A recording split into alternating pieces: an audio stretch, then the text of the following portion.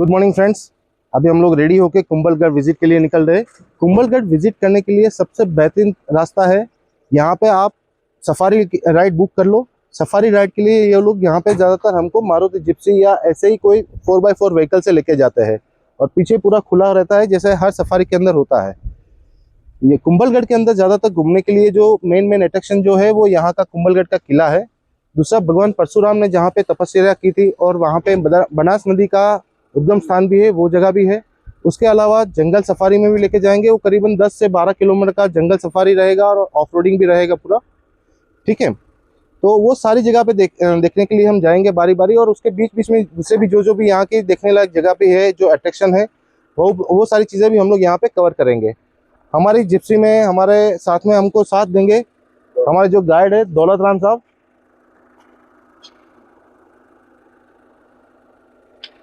ठीक है, अभी आपको शुरू करते हैं। अभी हमारा सफर, हमारी जिप्सी हो गई रेडी, तो आगे देखते हैं, चलिए।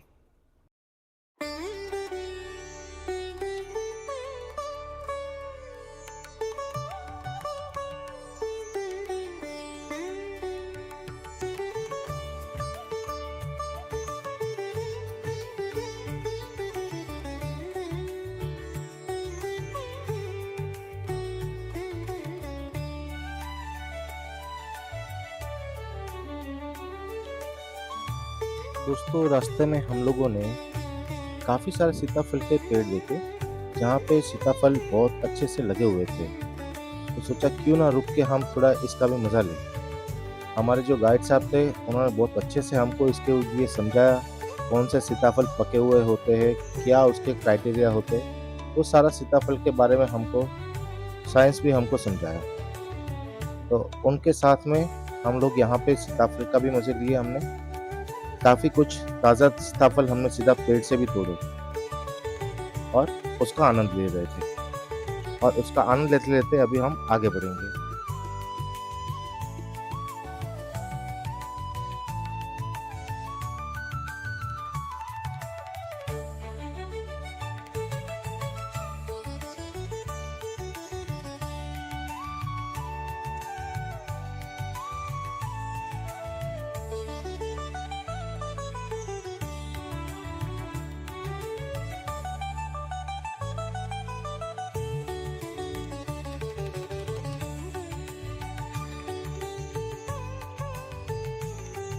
तो आगे रास्ते में बढ़ते बढ़ते बीच में हम लोग एक खेत के पास में रुक गए, जहाँ पे जामुन का पेड़ लगा हुआ था और बहुत ही खूबसूरत सा नज़ारा आ रहा था।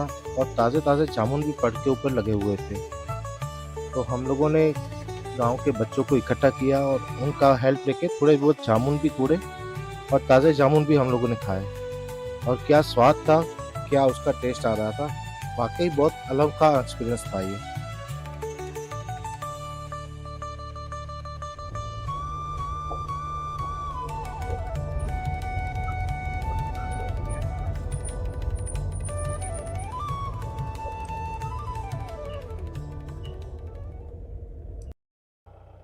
फ्रेंड्स, अभी हम लोग पहुंच चुके हैं वेरा का मठ। ये हमारी ये राइड के अंदर ये हमारा पहला स्टॉप है। यहाँ जैसे कि हम पीछे देख रहे हैं, बहुत ही खूबसूरत सा मंदिर है। इसको वेरा का मठ क्यों कहते हैं, उसका भी एक रीज़न है। जैसे कि आप देख रहे हो, यहाँ के एक पेड़ है जिसको यहाँ पे लोकल लैंग्वेज में वेरा कहते हैं। और कहा जाता है इसके नीचे बैठ के बहुत सारे साधु संतों ने यहाँ पे तपस्या की थी। और दूसरा, ये मंदिर का इम्पोर्टेंस ये है कि यहाँ से बनास नदी जो है वो शुरू होती है। अभी आगे हम बताएंगे, दिखाएंगे आपको कि एग्जैक्ट बनास नदी का उद्गम स्थान क्या है और फर्दर इसका क्या इम्पोर्टेंस है।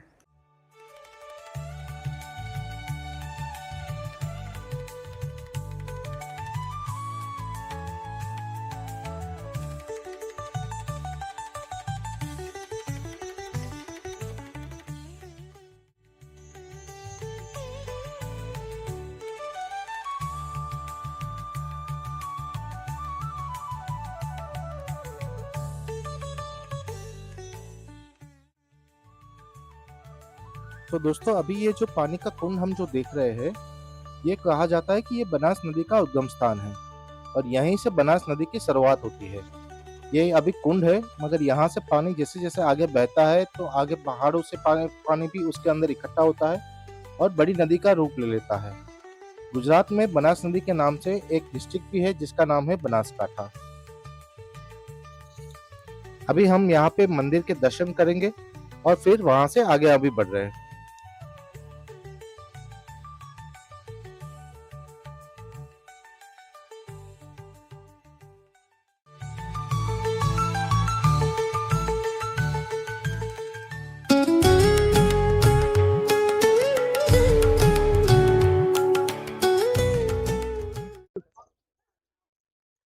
सो गाइस, अभी हम लोग पहुंच चुके हैं अरावली रेंज की एक one of the highest point पे। यहाँ की ऊंचाई जो है वो समुद्र तल से 4,500 फीट बोली जाती है और जहां तक दूर दूर तक नजर जाती है अरावली की पहाड़ियां ही नजर आती है। और अभी तो बादल भी छाए हुए हैं तो कुछ अलग ही माहौल यहाँ पे बना हुआ है। ये जगह की एक खूबसूरती ये है कि यहाँ पे अगर आपको फोटोग्राफी का शौक है तो आप फोटोग्राफ खींचते खींचते थक जाएंगे और आपको बेहतरीन फोटोग्राफ यहाँ से मिलेंगे अपने सोशल मीडिया के लिए भी। फ्रेंड्स, अभी हम लोग है मारवाड़ व्यू पॉइंट के ऊपर। मेन अरावली का व्यू पॉइंट, ये अरावली माउंटेन रेंज का मेन व्यू पॉइंट बोला जाता है यहाँ पर। और अभी तो यहाँ पे थोड़ा घना कोहरा वगैरह भी छाया हुआ है। अदरवाइज जब क्लीन स्काइज होते हैं, वेदर क्लीन होता है, तो यहाँ से कहा जाता है कि 200 किलोमीटर तक आप यहाँ से देख सकते हो। 200 किलोमीटर जहाँ खड़े हैं सामने, इसको फुटा देवल बोलते हैं। जो आपको सामने देखिए एक मंदिर जो टूटा हुआ, ये सैकड़ों साल पहले जत्ती मुनि ने एक स्थान से दूसरे स्थान पे उड़ा के ला रहे थे, तो ये मंदिर यहाँ उतर गया। ये किसने यहाँ बनाया हुआ नहीं है, जैसे यहाँ से कहते हैं 100 किलोमीटर दूर से उड़ के आया हुआ है। तो इस जगह का नाम दिया फुटा देवल। इसके अंदर शिव जी की मूर्ति है जो यहाँ पे स्थित है। जो आप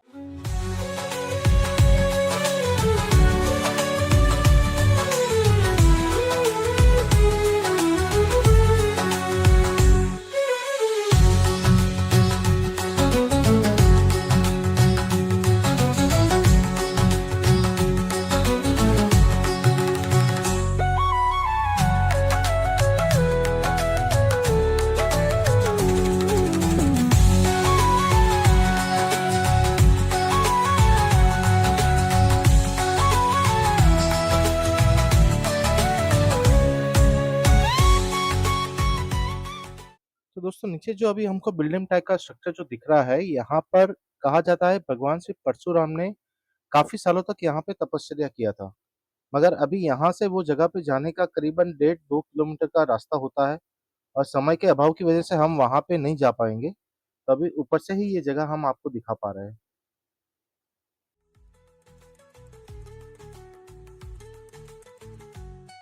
फ्रेंड्स, अभी एक क्विक टी ब्रेक अभी हम ले रहे हैं। हमारी चाय भी आ गई है यहाँ पे।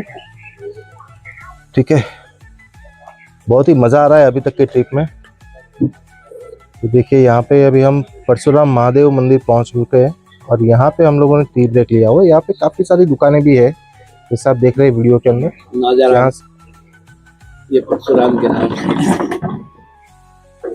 बहुत ही अच्छी। और यहाँ पे जो है हम लोग बैठे हैं यहाँ पे, ये परशुराम जी रेस्टोरेंट पे। और यहाँ पे उनके ऑनर जो है यहाँ पर उनको मिलेंगे। अगर राम जी नमस्कार कर दीजिए। बहुत ही अच्छी चाहिए।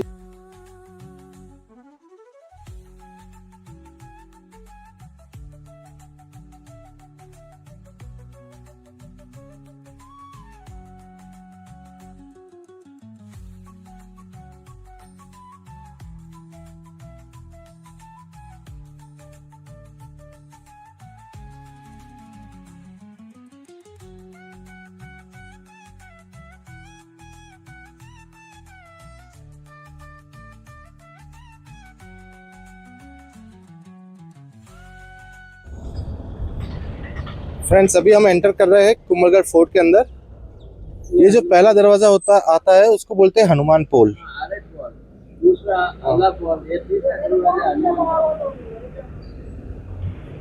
यहाँ से अभी जैसे देख रहे हैं, यहीं से बाहर ही आपको गाड़ी का पार्किंग मिल जाता है। यहीं पे सारी गाड़ी वगैरह पार्क करनी होती है हमें।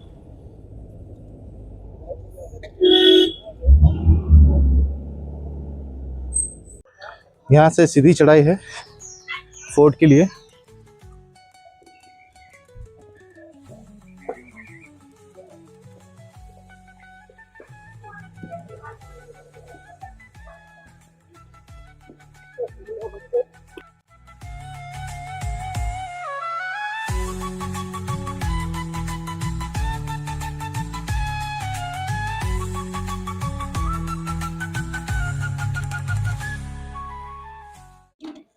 ये जो आप गेट देख रहे हैं, इस हिसाब से इस फोर्ट के अंदर टोटल मिलाकर 9 डोर दिए हुए हैं, जिसमें से 5 डोर आप गाड़ी से एंट्री करते हैं।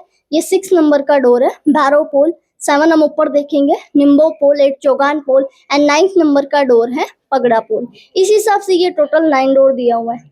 हर गेटों के ऊपर अपने को रूम मिलेंगे, दोनों तरफ भी रूम दिए हुए हैं। ये द्वारपाल के लिए है, द्वार ओपन क्लोज करने के लिए।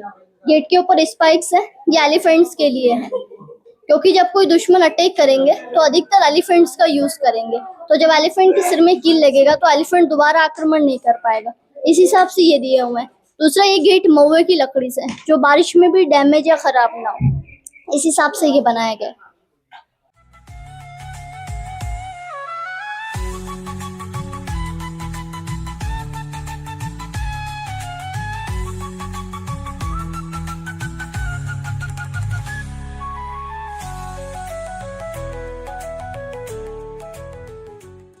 यहाँ उन ऋषि का सर काटा गया, यहीं से उनका बॉडी ऊपर जाता है, तब जाकर ये कुंभलगढ़ फोर्ट बनना प्रारंभ होता है।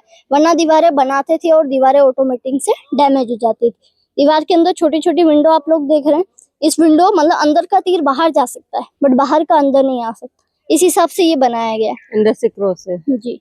इस फोर्ट को पार करने के लिए जैसे मैंने 9 डोर बताया, लेकिन इस फोर्ट का मेन खासियत ये है कि ये कहीं से विजिबल नहीं है। इस कुंभलगढ़ फोर्ट के जब आप 50 फीट अंदर आ जाते हैं, तभी जाकर ये फोर्ट आपको दिखना प्रारंभ होता है, बाकी ये कहीं से विजिबल नहीं है। इस कुंभलगढ़ फोर्ट पर टोटल मिलाकर 17 टाइम आक्रमण हो चुका है, बट इसे कभी कोई फतेह नहीं कर पाया। इसे आज भी अजय दुर्ग के नाम से इस फोर्ट को जाना जाता है। कुंभलगढ़ फोर्ट राणा कुंभा का कोई रेजिडेंस नहीं है, उनका रेजिडेंस दरअसल चित्तौड़गढ़ फोर्ट है, और ये केवल उनका ट्रेनिंग सेंटर है। यहाँ पर ओनली एनिमी आर्मी का ट्रेनिंग वगैरह दिया जाता था, और चित्तौड़ उनका रेजिडेंस जरूर है, बट वो उनके द्वारा बनाया नहीं गया। चित्तौड़ बना था 7वीं शताब्दी में चित्रगुप्त मौर्य द्वारा। उसके बाद भी वहाँ काफी सारा जनरेशन आ चुका है, जैसे आप देख सकते हैं रणथंभौर के शासक हमीर हो गए, रतन सिंह राजा है, पद्मावती के हस्बैंड वगैरह। तो 3 जौहर हुए थे चित्तौड़ में, और चित्तौड़ 3 बार फतेह भी हो चुका है। उसके बाद भी वहाँ जनरेशन आता है, जैसे आप देख सकते हो सिसोदिया कुल से। सिसोदिया कुल में बप्पा रावल, लाखा, मोकल, फिर राणा कुंभा है। महाराणा कुंभा ने मेवाड़ के अंदर 56 वॉर लड़े, मतलब काफी सारे फोर्ट भी बनाए और 56 वॉर लड़े, बट कभी कोई वॉर उनके द्वारा हारा नहीं गया। राणा कुंभा के लड़के थे 2, उदा और रायमल। उदा ने गद्दी प्राप्त करने के लिए अपने पिता को छल से मार दिया, यहाँ से नीचे मामादेव टेम्पल पर। फिर उसको देशद्रोही बनाकर बाहर निकाला। फिर बड़े बेटे रायमल ने राजपाट संभाला, मतलब राजपाट संभाला। रायमल के बेटे सांगा, जिनके शरीर पर 80 घाव थे, जिनको संग्राम सिंह के नाम से जाना जाता है, उन्होंने भी काफी युद्ध लड़े थे। उनका सिर्फ एक ही लड़का था, कुंवर उदय सिंह, जो इस सारे सिसोदिया कुल का अंतिम उत्तराधिकारी था। तो एक दासी पुत्र बनवीर ने सोचा कि अगर उदय सिंह ही समाप्त हो जाएगा तो राजपाट मेरा हो जाएगा। तो जब वो उदय सिंह को मारने के लिए जाता है, तो चित्तौड़गढ़ में पन्नादाई बचपन में बच्चे एक्सचेंज कर लेती है, और कुंवर उदय सिंह को बचाकर इस फोर्ट में लेके आती है। उदय सिंह इसी फोर्ट में पले बढ़ते हैं। उदय सिंह के बड़े होने के बाद उदय सिंह अपने नाम से सिटी पैलेस उदयपुर बसाते हैं। उसके बाद उनका शादी होता है जयवंताबाई से, जिनका पुत्र राणा प्रताप होता है, जो इसी फोर्ट में 9 में 1540 में राणा प्रताप यहाँ पर बॉर्न होते हैं। कुछ समय बाद उनके छोटे बेटे शक्ति सिंह का भी जन्म होता है, और उदय सिंह अपने गांव उदयपुर जा बसता है। 1540 में राणा प्रताप बॉर्न हुए, 1572 में उदय सिंह की डेथ हो गई, जो राणा प्रताप के पिताजी। एंड 1576 में हल्दीघाटी का युद्ध हुआ, जिसका कोई डिसीजन नहीं निकला। उस युद्ध के बाद राणा प्रताप यहाँ पर आते हैं, तो अकबर बनाता है सेकंड सेनापति शाहबाज खान को। तो शाहबाज खान को इस किले को ढूंढने में ही 3 साल का समय लग जाता है, और 3 साल बाद जब वो उस किले को ढूंढता है, तो सामने की साइड में माउंटेन बना हुआ है। वो जो माउंटेन है, उस माउंटेन से शाहबाज खान द्वारा तोप का गोला लगाया जाता है। तो वहां से जब तोप का गोला लगाया जाता है, इधर एक निशान दिया हुआ है, ये जो क्रैक जो बना हुआ है, ये कैनन बॉल का निशान है। बट डैमेज नहीं हुआ, टूटा नहीं, तो उसे अंदर आने का मार्ग नहीं मिला, तो उसे यहाँ से वापिस से जाना पड़ा। अब राणा प्रताप के पास उस समय पर्याप्त सेना नहीं थी जिससे उन पर दोबारा आक्रमण कर सके, तो यहीं से राणा प्रताप प्रण लेकर जंगल में जाते हैं। और जब वो जंगल में जाते हैं तो उनका भेंट होता है वीर भामाशाह से। वीर भामाशाह से जब उनकी भेंट होती है, वीर भामाशाह उनकी हेल्प करते हैं, और जब वो उनकी हेल्प करते हैं तो फिर राणा प्रताप सेना बनाते हैं और फिर से युद्ध होता है दिवेर में 1582 के अंदर। उस युद्ध में मुगल की 35,000 सेना राणा प्रताप के सामने करती है आत्मसमर्पण। उस युद्ध को बोलते हैं मैराथन ऑफ मेवाड़।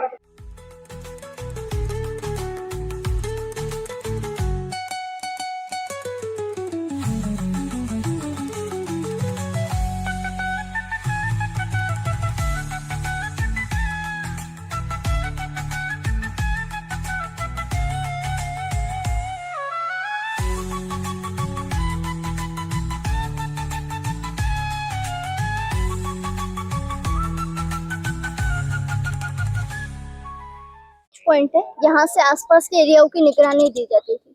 और जब लोगों का दुश्मन का पता चलता था तो इसके अंदर रखे जाते थे ड्रम या नगाड़ा। तो जब ड्रम या नगाड़े की आवाज सुनाई देगी तो बाकी की सेना युद्ध के लिए अलर्ट हो जाएगी, इसलिए इसको बनाया गया वॉच पॉइंट। पहले इसे बोला जाता था बुर्ज, इसका नाम है तारा बुर्ज। यानी जो दीवार आप देख रहे हैं इसके ऊपर जो ये गोल्ड राउंड में बने हुए ऐसे 750 वॉच पॉइंट है जिस पर सैनिक तैनात रहते थे उस टाइम।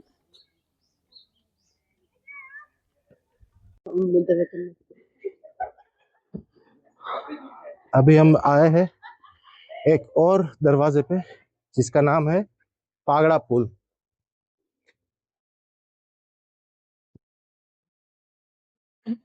यहाँ पे कुकुर भाई साहब भी बैठे हुए हैं। यहाँ से हमको जाना है राइट।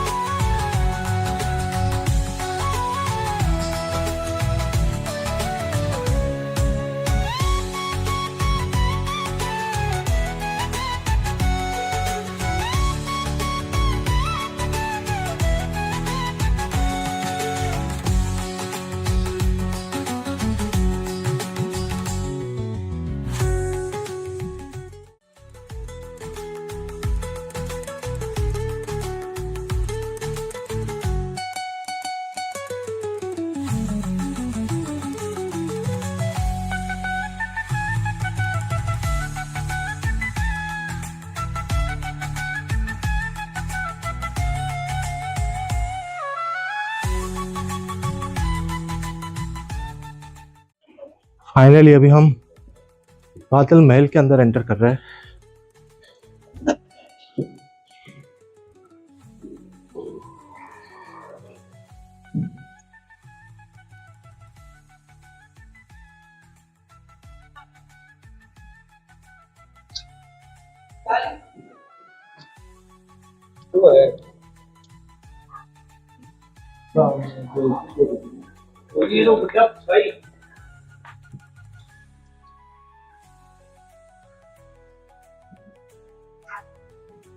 ये जैसे कि बताया गया था अपने को पहले, ये वो ऋषि की समाधि है जहाँ पे उनका शरीर गिरा था बलि देने के बाद में।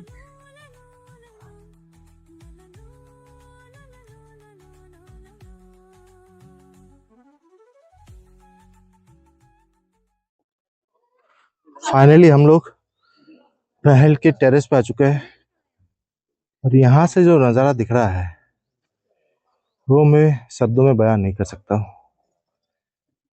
जैसे हम नीचे देख रहे हैं पूरे बादल जा रहे हैं, मेरी सांस भी थोड़ी फूली हुई है तो थोड़ा माफ कीजिएगा।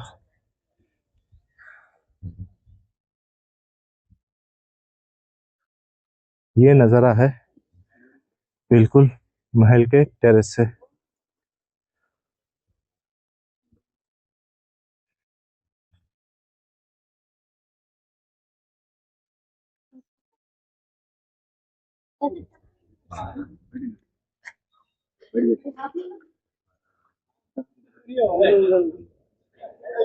इनको दूसरा लेता रहता लाइट जला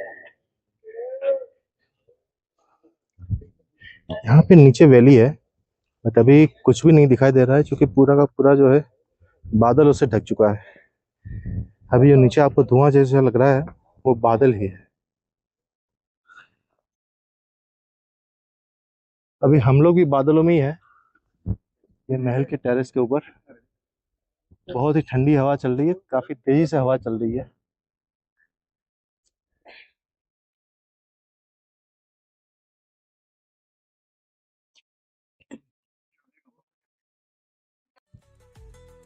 फ्रेंड्स अभी फाइनली हमने यहाँ का फोर्ट का विजिट सब कुछ खत्म कर दिया है और हल्का फुल्का लंच लेने के बाद में अभी हम लोग चालू हो गए हमारे अहमदाबाद के रास्ते पे। यहाँ से अहमदाबाद दिखा रहा है 334 किलोमीटर और गूगल बाबा के हिसाब से पूरा जो रूट है वो उदयपुर होते हुए जाता है।